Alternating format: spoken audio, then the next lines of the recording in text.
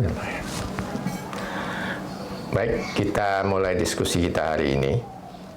Kita akan mendiskusikan tentang harga energi, khususnya di Indonesia. Ini perlu kita bahas supaya kita paham bahwa berbisnis di Indonesia, berbisnis energi di Indonesia, membuat kebijakan di Indonesia, itu tidak bisa kita samakan dengan negara-negara lain. Karena harga energi di Indonesia ditetapkan oleh pemerintah, bukan berdasarkan fluktuasi harga energi internasional. Seperti di Indonesia, harga BBM ditetapkan walaupun ada pada periode tertentu dievaluasi untuk dinaikkan atau diturunkan.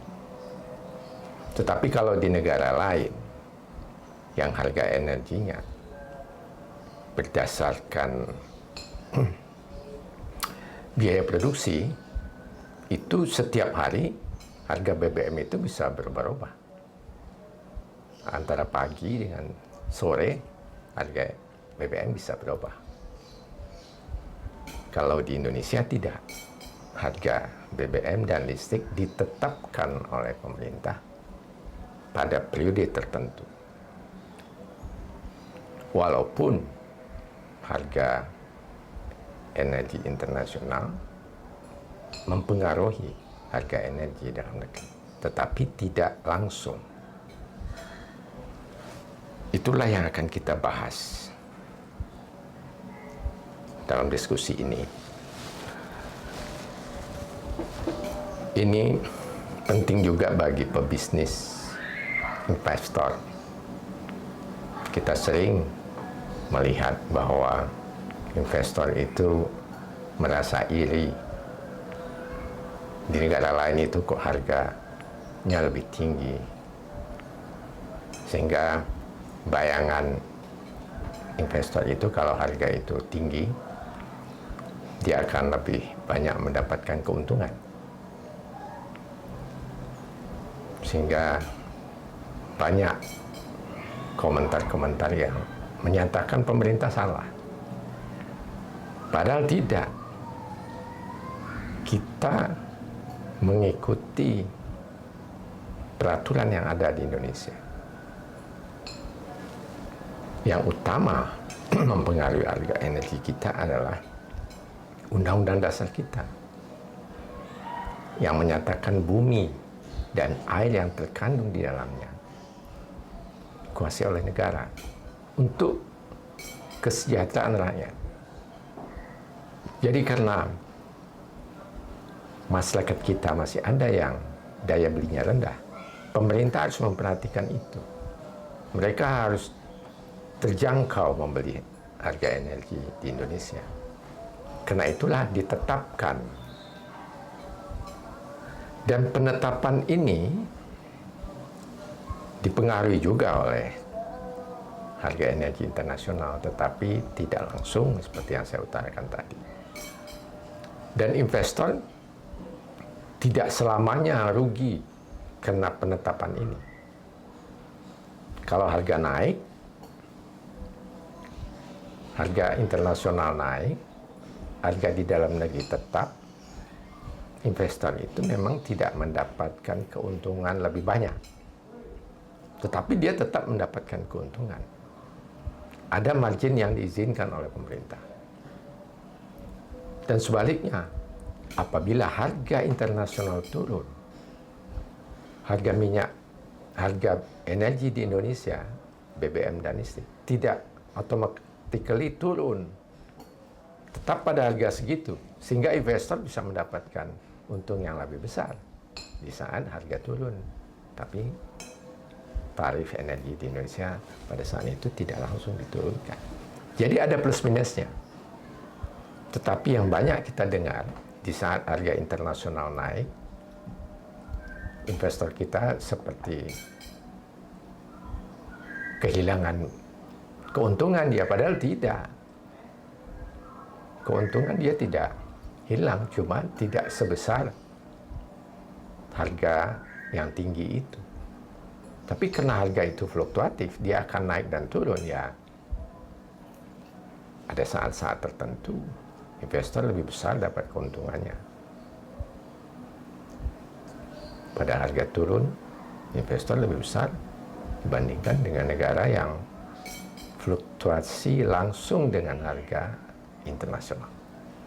Kita akan lihat, kita akan bahas itu, diskusi bagaimana pemerintah menetapkan harga BBM dan harga listrik dan gas di Indonesia. Kita akan mulai dulu dengan melihat terutama harga energi listrik, bagaimana proses penetapan harga energi listrik itu dalam berbisnis perlistrikan berdasarkan biaya produksi. Nanti kita lihat bagaimana proses penetapan harga energi listrik itu. Begitu juga minyak dan gas, kita akan bahas sedikit. Oke. Proses perencanaan, kita harus menghitung biaya produksi. Dan pada saat kita menghitung biaya produksi, kita tahu berapa harga energi primer, supaya kita bisa tahu total biayanya. Kemudian pada saat setelah itu kita lakukan financial analysis, masalah duit dari mana kita pinjam, berapa income kita, berapa keuntungan yang kita inginkan, baru kita tetapkan rate allocation. Nah, di Indonesia tarif itu harga ditentukan oleh pemerintah, sehingga selisih antara rate allocation yang ditentukan di dalam proses perencanaan dan pada saat operasional, nah di situ selisih antara berapa seharusnya harga energi itu dijual dengan berapa ketetapan pemerintah, di situ ada subsidi. Seharusnya begitu. Kita juga sudah bahas bahwa kalau supply dan demand tidak match, kalau kebutuhan lebih besar daripada pasokan, itu harga energi akan naik dan karena kebutuhan lebih besar daripada pasokan bisa krisis energi. Sehingga mengenai harga energi ini mempengaruhi supply dan demand dan dipengaruhi oleh supply dan demand. Seperti hukum dasar ekonomi, kalau harga naik, itu permintaan akan turun. Begitu permintaan turun, harga turun. Diturunkan harga, kalau tidak, nggak laku nanti. Karena permintaannya turun. Begitu harga turun, karena murah, lalu pengguna energi berfoya-foya, artinya tidak hemat, karena murah. Begitu permintaan naik, karena kebutuhan besar, ada kemungkinan supply tidak bisa memenuhi, harga naik lagi. Nah, itulah siklus hukum pasar. Harga naik, permintaan turun, harga turun, permintaan naik, harga naik. Begitulah siklusnya. Kalau mengikuti hukum pasar. Tapi di Indonesia tidak mengikuti hukum pasar. Harga itu ditetapkan oleh pemerintah. Kita tahu harga energi dunia itu sangat dipengaruhi oleh politik yang terjadi, terutama di negara-negara pemasok energi. Pada saat 1973 itu ada embargo minyak karena ada perang Israel di sana. Israel dengan Timur Tengah diembargo itu Amerika oleh negara Timur Tengah, tidak disuplai BBM. Harga naik di saat itu. Kemudian setelah harga naik terjadi revolusi Iran, naik lagi harga. Nah, coba bayangkan kalau Indonesia mengikuti harga pasar, itu tinggi sekali harga BBM. Kalau harga BBM naik, harga bahan pokok kita naik karena transportasinya naik. Sehingga memang pemerintah, karena sebagian besar dari masyarakat kita daya belinya masih belum kuat, sehingga ditetapkanlah harga energi. Jangan sampai ada gejolak di negara lain, harga beras kita naik. Karena kalau harga energi naik, kita ikuti harga itu, harga bahan pokok kita termasuk beras naik. Kemudian terjadi resesi, turun lagi harga. Kemudian Arab Saudi karena memang biaya produksinya murah sekali, sekitar $5 per barrel, sehingga dia berapapun harga dia masih untung. Karena waktu harga naik sampai 80 bahkan sampai $100 lebih waktu itu, wah, Saudi Arabia dan negara-negara Timur Tengah berfoya-foya. Kemudian setelah ada serangan 11 September di Amerika, naik harga minyak sampai hampir 130, lebih dari 130 pada tahun 2008. Jadi begitulah harga energi dunia. Dan bagi negara yang harganya mengikuti harga pasar itu fluktuasi itu harga. Kalau di negara maju misalnya Amerika itu harga sore dan harga pagi bisa berbeda di SPBU, harga BBM. Bisa naik 3-4 sen, bisa turun 3-4 sen. Jadi fluktuatif. Nah, di kita tidak. Harga energi di Indonesia ditetapkan dalam Undang-Undang Nomor 30 bahwa harga energi ditetapkan berdasarkan nilai keekonomian. Ini permasalahan kita. Nilai keekonomian berkeadilan itu masih belum didefinisikan dengan jelas. Berkeadilan menurut siapa?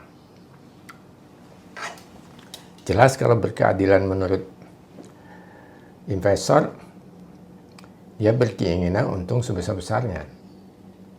Kalau berkeadilan menurut masyarakat yang kurang mampu, dia maunya harga energi itu murah sehingga dia bisa beli. Dua kepentingan itu bertolak belakang. Sehingga harus didefinisikan dengan tepat ini, berkeadilan menurut siapa. Dan Undang-Undang Nomor 30 2009 tentang ketenagalistrikan disebutkan bahwa harga jual tenaga listrik dan sewa jaringan tenaga listrik ditetapkan berdasarkan prinsip usaha yang sehat. Kalau prinsip usaha yang sehat itu berdasarkan kepentingan atau berkeadilan menurut pengusaha, investor. Karena usaha yang sehat itu adalah dia harus untung. Kemudian tarif listrik untuk konsumen ditetapkan dengan memperhatikan keseimbangan kepentingan nasional, kepentingan daerah, kepentingan konsumen, dan pelaku usaha tenaga listrikan. Dari sini hampir tidak bisa ditetapkan harga listrik yang bisa memenuhi semuanya ini. Kepentingan nasional, kepentingan daerah, nah ini, kepentingan konsumen dan pelaku usaha. Itu kepentingannya bertolak belakang. Sehingga hampir tidak mungkin ditetapkan harga tarif listrik berdasarkan klausul ini. Sehingga dari dulu tarif listrik itu tidak ada yang merubah, yang ada dimodifikasi terus. Modifikasinya sesuai dengan kondisi. Karena ada benturan kepentingan konsumen dengan kepentingan pelaku usaha. Nah, di kita masih seperti itu, sehingga berapa harga listrik yang pantas kita belum tahu di Indonesia. Karena perusahaan listrik juga, karena monopoli, dia tidak punya pembanding. Seperti sekarang ini, PLN satu-satunya perusahaan listrik di Indonesia, perusahaan BUMN, itu saat ini kondisinya tidak efisien. Karena banyaknya IPP yang sudah dibeli oleh PLN dengan kontrak jangka panjang dan take or pay. Sehingga di saat beban rendah, IPP harus tetap hidup. Dan PLN mematikan pembangkit yang lebih murah. Jadi sekarang kalau dihitung biaya produksi PLN, biaya produksi yang tidak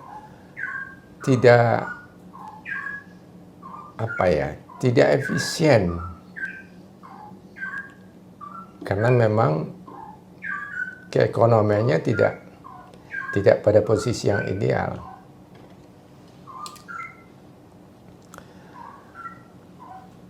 Dalam CAN itu ada beberapa yang disebut. Harga energi ditetapkan berdasarkan nilai keekonomian, berkeadilan. Nah, ini waktu itu ingin kita rubah supaya jelas. Tetapi karena CAN ini peraturan pemerintah di bawah undang-undang, dia tidak mungkin berbeda dengan undang-undang. Sehingga keekonomian berkeadilan itu tetap kita cantumkan, tetapi di dalam CAN sudah tersirat bahwa keadilan menurut siapa. Nanti kita lihat. Kemudian pemerintah mengatur harga batu bara dalam negeri sampai terbentuk pasar yang efisien. Ini waktu itu juga kita berdebat dengan pasar yang efisien ini. Pasar yang bagaimana itu? Tetapi kalian harus tahu bahwa dalam kita menetapkan satu peraturan perundang-undangan, itu banyak kepala, banyak kepentingan, sehingga harus ada kompromi baru disetujui. Kalau tidak akan pernah selesai-selesai. Setiap yang sifatnya banyak perbedaan pendapat, itu ada kompromi. Sehingga kalau kita baca CAN lagi, ada orang yang menyatakan, loh kok begini bunyinya? Ada yang menyatakan, ya sudah bagus. Jadi macam-macam. Nah, termasuk ini pasar yang efisien ini, banyak definisinya. Pasar yang efisien itu, ada yang menyatakan pengusaha mendapatkan keuntungan yang wajar. Tidak ada intervensi. Tetapi juga tidak dinyatakan di sini mengikuti hukum pasar.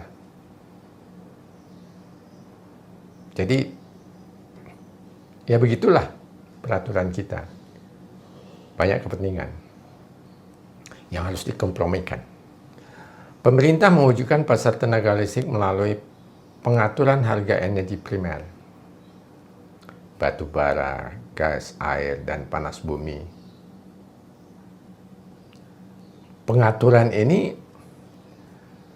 ada pengaturan yang lebih mahal, artinya mahal. Ada pengaturan menekan ke bawah, ada yang membiarkan ke atas supaya pengusahanya bisa, investor bisa mau menanamkan investasinya. Batu bara itu sebenarnya sudah mengikuti harga internasional walaupun tidak langsung, karena penetapan harga itu berdasarkan harga-harga di negara lain.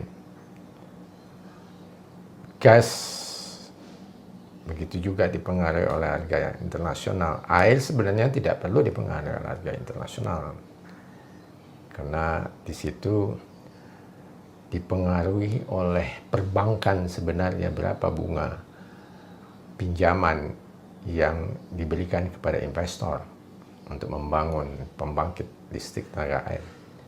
Panas bumi itu lebih mengacu kepada kebutuhan untuk mengeksploitasi panas bumi, sehingga cenderung mahal kalau tidak ada kebijakan-kebijakan khusus yang dilakukan seperti negara lain, sehingga panas bumi kita cukup mahal. Dan berikutnya, penetapan tarif listrik secara progresif ini sudah dilakukan. Jadi ada PLN sudah melakukan ini. Penerapan mekanisme feed-in tarif dalam penetapan harga jual energi terbarukan sudah. Cuma ada yang protes feed-in tarifnya terlalu rendah, investor menyatakan terlalu rendah, PLN menyatakan terlalu tinggi. Nah inilah ada trade-off di situ, karena PLN harus beli, sehingga kalau dia mahal, PLN cenderung untuk berusaha mencari peluang-peluang untuk menolaknya dalam tanda petik, karena rata-rata IPP itu menginginkan pembangkit yang mereka punya adalah pembangkit beban dasar atau dibeli 24 jam dengan klausul take or pay lagi. Jadi memang tidak gampang kalau memang kita harus mengatur, dan kita peraturan dan perundangan kita belum terlalu tegas. Tidak gampang membuat peraturan yang tegas memang, karena pemerintah, di level pemerintah dan termasuk DEN saja, di situ sudah ada kepentingan-kepentingan, lalu nanti ke DPR kalau undang-undang. Nah di situ lebih lagi diskusinya lebih luas lagi itu. Gak gampang ternyata. Revisi undang-undang migas saja sampai sekarang kalau tidak salah belum ketok palu itu.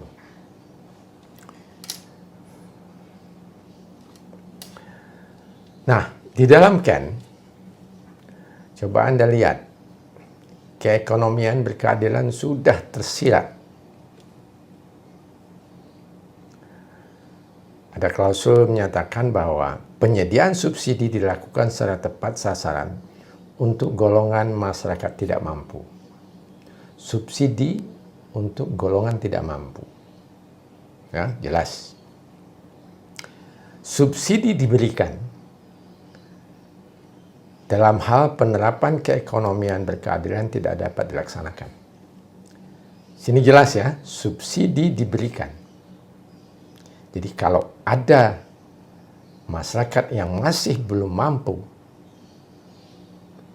nah penerapan keekonomian berkeadilan tidak dapat dilaksanakan. Jadi keekonomian berkeadilan itu memang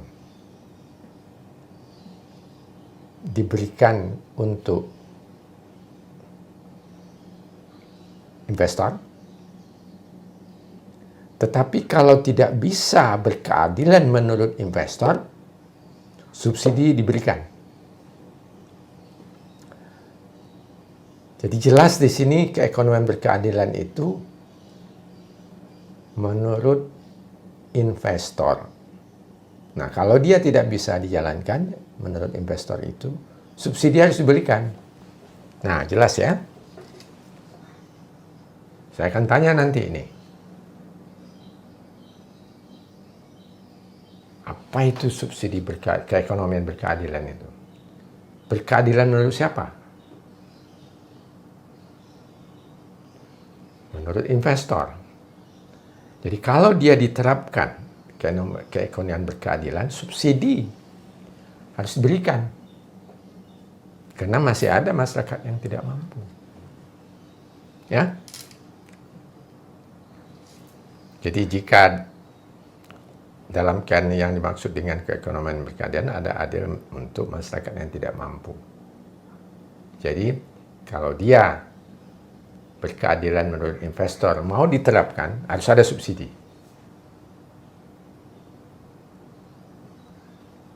Keekonomian berkeadilan jika diterapkan harus ada subsidi.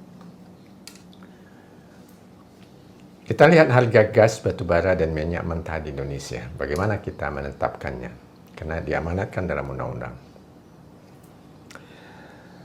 Kalau perhitungan gas, harga gas, itu dilihat dari biaya tol fee-nya, biaya penyalurannya. Jadi secara garis besar harga gas pada konsumen dipengaruhi oleh harga gas di hulu, jelas. Kemudian biaya penyaluran, jelas. Dan laba pengecer. Harga gas di hulu ditentukan dari keekonomian dari masing-masing lokasi. Karena gas ini ada yang gampang mengeksplornya sehingga lebih murah, ada yang susah. Jadi berbeda-beda harga gas itu. Di hulunya, biaya produksinya di hulu. Lalu dipengaruhi oleh, setelah itu disalurkan. Setelah disalurkan, pengecer mendapatkan keuntungan untuk mendistribusikan. Sehingga tidak bisa ditetapkan secara nasional, Biasanya kontrak jangka panjang antara penambang dan pembeli. Kita bisa tahu harga gas di Tangguh itu dinyatakan murah. Padahal pada saat kontrak jual beli itu mungkin sudah cukup bagus harganya di saat itu. Kontrak jangka panjang. Tahu-tahu setelah kurang dari 10 tahun, harga gas itu yang tadinya $2 per MMBTU naik sampai 7 sen. Kemudian fluktuasi sehingga tidak bisa ditetapkan. Harga gas Tangguh yang murah itu tidak bisa ditetapkan murah juga di tempat lain. Karena tempat lain itu kontraknya lain lagi mungkin. Tahun eksplorasinya lain lagi. Sehingga biasanya kontrak jangka panjang antara penambang dan pembeli itulah yang menentukan. Karena salah satu sifat gas, sebelum ada pembeli, dia tidak bisa diproduksi. Sehingga harus ada pembelinya dulu. Baru bisa diproduksi. Dan si pembeli juga tidak mau harganya itu turun naik tentunya. Dia minta harga jangka panjang. Tapi syukurlah pada saat Tangguh itu harga gas naik, harga gas dunia naik, direnegosiasikan pemerintah dengan investor, berhasil menaikkan harga gas Tangguh. Karena sudah jauh sekali perbedaannya dengan harga gas di dalam kontrak dengan harga gas di dunia pada saat itu. Nah, besarnya tarif penyaluran gas itu dipengaruhi oleh nilai aset pipa jelas, dan lamanya pengembalian modal dari investasi. Jadi, kalau kita lihat secara umum, kita harus, terutama negosiator, harus melihat berapa IRR-nya. IRR itu adalah satu berbanding terbalik dengan lamanya pengembalian modal. Jadi kalau IRR 20%, investor itu ingin kembali modalnya 5 tahun. Jadi negosiator itu harus jeli berapa IRR dia tetapkan. Kalau tidak tahu bahwa IRR 20% itu tidak rasional, padahal kontrak itu bisa 30 tahun, 40 tahun, sementara dia 5 tahun mau kembali, si negosiator bisa menyatakan ini tidak wajar. Tapi kalau negosiator tidak mengerti itu, IRR-nya sekian dia terima aja, lalu dia lihat kalkulasinya sudah benar, lalu dia setujui. Benar, kalkulasinya sudah benar. Tapi lihat IRR-nya. Umumnya investor menginginkan IRR di atas 10%. 15%. 15% itu dia ingin kembali sekitar 7 tahun, 8 tahun. Kembali modal. BUMN itu seharusnya sama-sama BUMN untuk kepentingan nasional. IRR-nya itu kecil lah, di bawah 10%. Saya pernah ada seorang menteri, waktu PLTP Lahendong itu dibeli oleh PLN. Harganya kalau nggak salah berapa, 17 sen waktu itu. Menteri menyatakan, cobalah IRR-nya diturunkan. Itu kalau IRR-nya diturunkan, itu turun tuh harga. Jadi seharusnya BUMN menjual kepada BUMN yang lain, seperti Pertamina menjual kepada PLN, ya nggak usah ditinggi-tinggikan IRR-nya. Karena kontraknya juga 30 tahun. Kalau kontrak 30 tahun itu di bawah 5% seharusnya. 5% itu 20 tahun. Taruhlah 5%, 20 tahun aja. Dengan kontrak 40 tahun, itu kan masih fair. Tapi jangan sampai 15%. Kemudian ada laba. Laba itu nilai basis aset kali IRR. Itu cara mereka menghitung.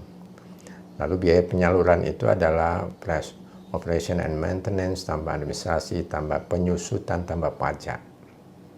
Itu biaya penyalurannya. Nah, penyusutan itu adalah, itu tadi, lamanya pengembalian. Kalau 10 tahun ya penyusutannya 10%, 10%, 10%. Kemudian keluarlah tarif, itu laba, biaya operasional dibagi dengan total gas yang disalurkan.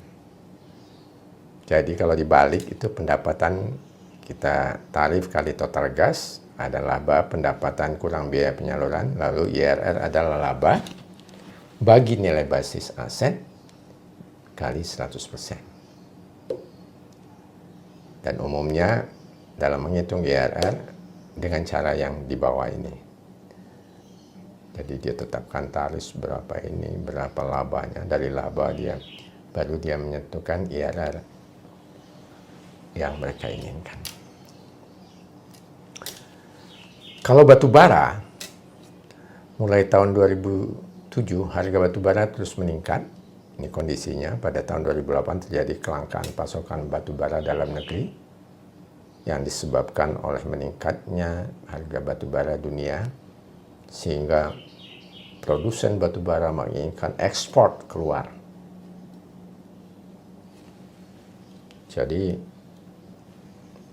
kalau dibiarkan waktu itu tidak ada DMO, itu pengusaha batu bara ingin ekspor batu bara karena harga internasional tinggi sekali. Jadi belum ada harga patokan batu bara pada saat itu, mengakibatkan harga batu bara bervariasi. Dan perbedaannya sangat besar. Lalu Dirjen Minerba Pabum menyusun kebijakan mengenai DMO. Kalau enggak, susah mendapatkan batu bara untuk konsumen dalam negeri. Kecenderungan pengusaha memang mengekspor. Kemudian pada tahun 2010 diterbitkanlah tentang tata cara penerapan patokan penjualan batu bara untuk DMO, untuk produksi dalam negeri. Kalau yang luar negeri tentunya berdasarkan pasar. Jadi ada 4 indeks, 2 indeks batubara Indonesia, kemudian 2 indeks batubara Australia. Jadi memang dipengaruhi oleh dunia juga, tetapi masih diatur, tidak bebas sekali. Keempat indeks tersebut dirata-ratakan dalam kesetaraan nilai kalor untuk mendapatkan harga batubara acuan. Faktor-faktor penyesuaian harga batubara itu ada nilai kalor, kandungan air, kandungan belerang, kandungan abu. Itu yang mempengaruhi harganya. Jadi harga batubara acuan dalam kesetaraan nilai kalor, nah itu ada rumusnya, 25% dari Indonesia Coal Index, 25% dari Platts Index, 25% dari NEX, Newcastle Export Index, kemudian 25% dari Newcastle Global Index. Lalu dari sini dapatlah harga batubara acuan. Kemudian kita lihat bagaimana menetapkan harga minyak mentah, Indonesian Crude Price. Tim harga minyak mentah melakukan monitoring perkembangan dan perkiraan pasar minyak internasional untuk menghitung harga dari setiap harga minyak mentah Indonesia berdasarkan formula harga minyak mentah Indonesia yang berlaku. Jadi kita lihat, setiap awal bulan tim harga melakukan rapat pembahasan perkembangan pasar minyak mentah dunia dan mengusulkan menetapkan harga minyak mentah Indonesia sebelum kepada Kementerian SDM. Jadi nanti tim ini menyerahkan hasilnya kepada Menteri SDM berdasarkan formula yang sudah ditetapkan. Kemudian ketua tim harga mengeluarkan rincian harga dari setiap jenis minyak. Karena minyak ini banyak jenisnya. Kebetulan kita punya minyak yang berkualitas tinggi, yaitu minyak minas. Sehingga umumnya minyak minas itu dijual. Kita mengimpor minyak dari Saudi yang lebih murah atau dari Timur Tengah. Kita jual yang mahal, kita pakai yang lebih murah.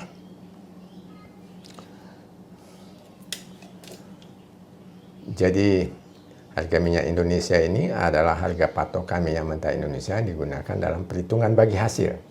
Jadi ICP ini berguna untuk menghitung bagi hasil dengan kontraktor asing. Jadi kita yang menetapkan, ini loh harga maunya kita. Karena nanti ada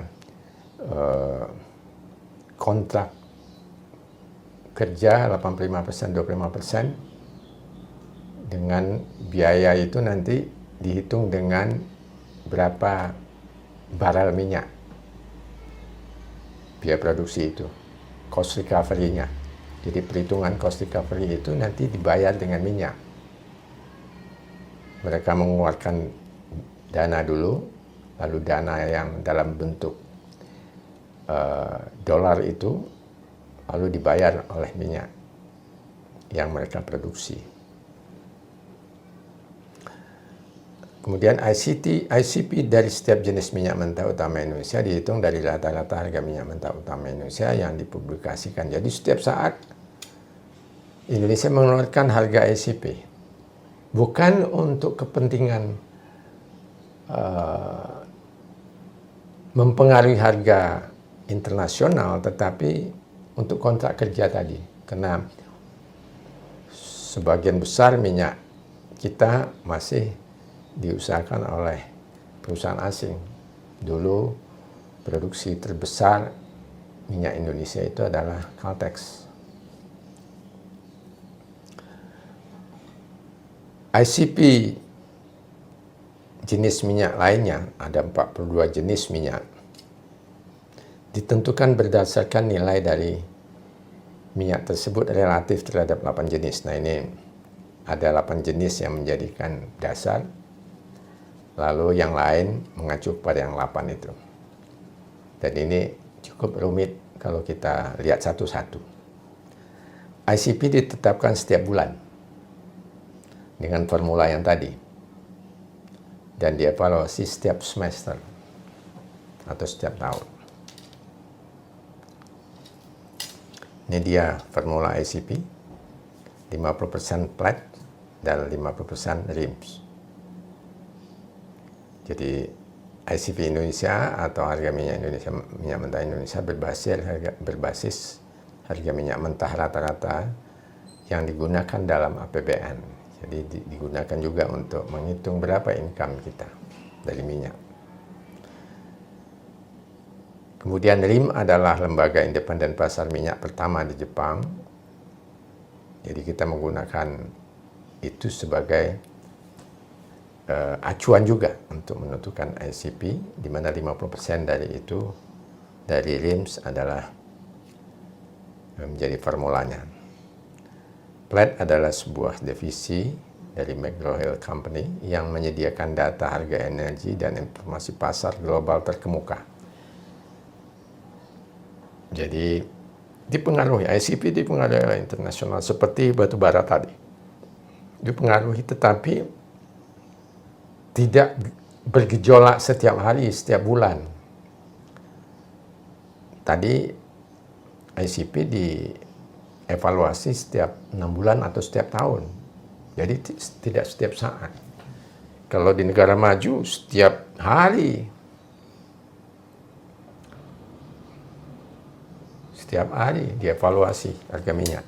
Sehingga di SPBU harga minyak itu turun naik pagi dan sore. Ini 4 prinsip formula ICP: transparan, international competitiveness, stability, dan continuity. Ya, ini kita ikuti sajalah ini. Berapa transparansinya kita tidak membahas di sinilah. Nah, bagaimana kita menetapkan harga BBM? Jadi, seperti diketahui, harga BBM kita ditetapkan oleh pemerintah.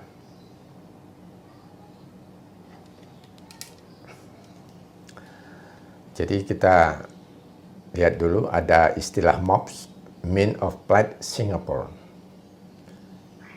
Ada nanti Cost of Good Manufacture, harga pokok produksi.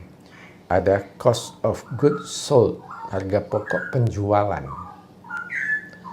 Ada pajak BBM, ada pajak pertambahan nilai. Nah, ini dia. Komponen biaya dari premium yang ditugaskan. Jadi ada beberapa, Pertamina ditugaskan untuk menjual BBM di beberapa tempat. Itu dihitung dulu harga dasar, kemudian baru setelah harga dasar itu didapat, ada margin badan usaha, ada margin SPBU, ada biaya penyimpanan, biaya distribusi, biaya perolehan, biaya produksi. Itu harga dasar. Setelah itu ada biaya penugasan, ada PPN, ada pajak kendaraan. Itulah harga jual. Kita lihat apa komponennya. Jadi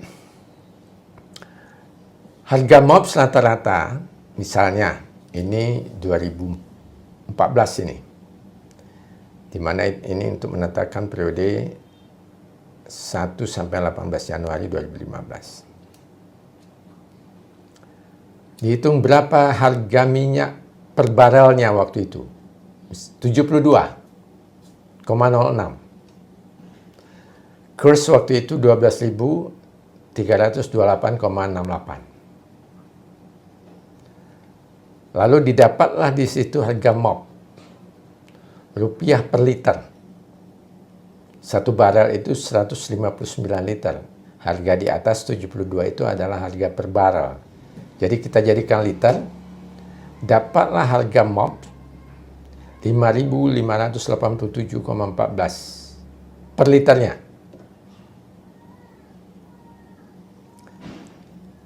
Kemudian MOP ditambah transport dari biaya transport, yaitu dari lokasi produksi, itu 4%. Dapatlah 5.901,6. Kemudian biaya distribusi dihitung. Tidak dilihatkan bagaimana menghitung biaya produksi, tapi biaya produksi 252,42. Lalu dapatlah ditambahkan biaya produksi 5.900 tadi, ditambah itu dapat 6.154,2. Margin Pertamina per liternya ditetapkan Rp54. Margin SPBU 270. Jadi margin SPBU itu di atas kertas itu 5 kali lebih besar daripada margin Pertamina. Saya tidak akan komentar terhadap ini. Sehingga dapatlah harga dasar. Dulu ada iuran BPH, sekarang enggak. Lalu ada biaya penugasan, 2% dari harga dasar, 129 ditambahkan harga sebelum pajak. Lalu ada pajak PPN, ada pajak kendaraan, dapatlah harga jual 7.598,72, lalu dibulatkan. Dapat 7.600. 7.600 inilah yang dijual kepada masyarakat. Begitu juga minyak solar dengan komponen-komponen ini. Karena minyak solar ada subsidi, biaya produksinya 8.250, biaya subsidinya ada 1.000, lalu harga jualnya ada 7.250. Kalau yang tadi tidak ada subsidi, solar ada subsidi. Nah, tarif dasar listrik ada setiap waktu tertentu ada penyesuaian. Yang mempengaruhi penyesuaian itu adalah nilai tukar US dollar, harga minyak mentah, inflasi. Harga minyak mentah turun sekarang, tapi tarif listrik tidak turun. Bahkan ada yang menyatakan naik karena selama pandemi ini naik bil listriknya. Tapi naiknya mungkin bukan karena tarifnya naik, tapi karena penggunaannya yang lebih besar. Tetapi seharusnya kalau harga listrik, harga minyak turun, harga listrik turun. Tetapi mungkin nilai tukar rupiah yang mempengaruhi naik ke atas. Inflasi. Nah, semuanya ini kita serahkan kepada PLN lah, supaya PLN bisa menetapkan harga listrik yang fair. Ini harga listrik, tarif dasar listrik yang ditetapkan oleh PLN. Di sini ada waktu beban puncak dan sebagainya. Anda lihat itu WBP itu waktu beban puncak, LWBP itu waktu di luar beban puncak. Jadi waktu beban puncak itu mahal, kita sudah bahas juga itu. Dan semuanya ini ada klasifikasinya. Jadi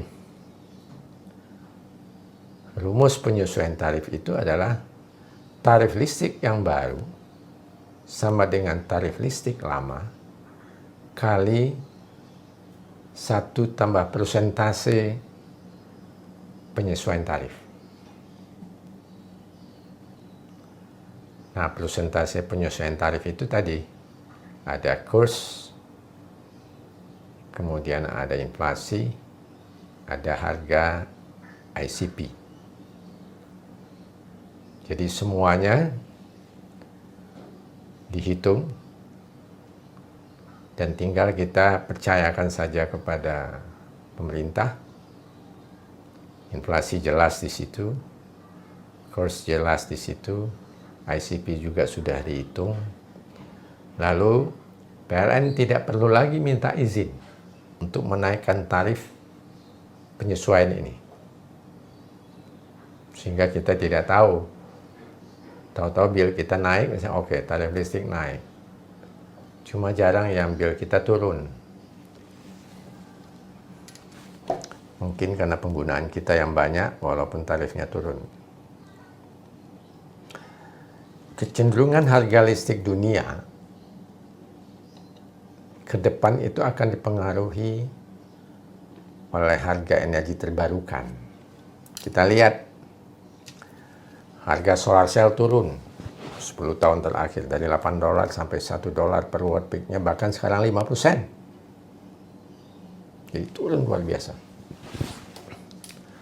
Sehingga nanti dengan semakin turunnya harga energi terbarukan, kalau kita lihat yang hijau ini ada harga listrik. Sekarang ini harga listrik naik berdasarkan harga energi fosil yang naik terus.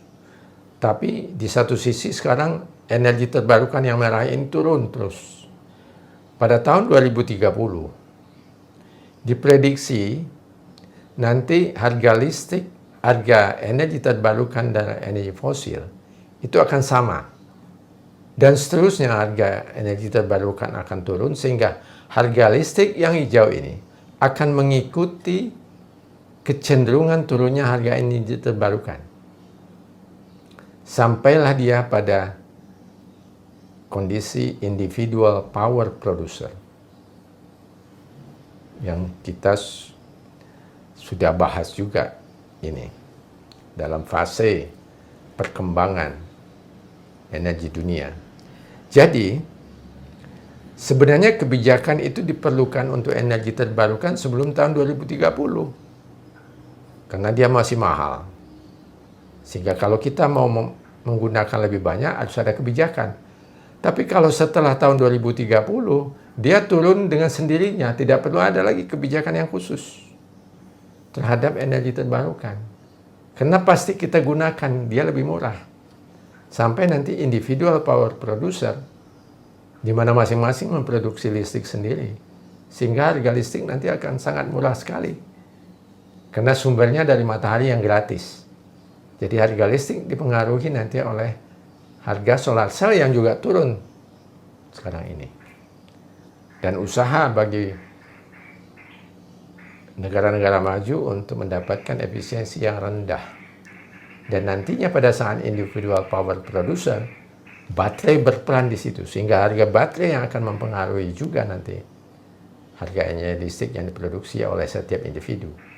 Di samping harga solar cell. Saya rasa kuliah kita sampai di sini.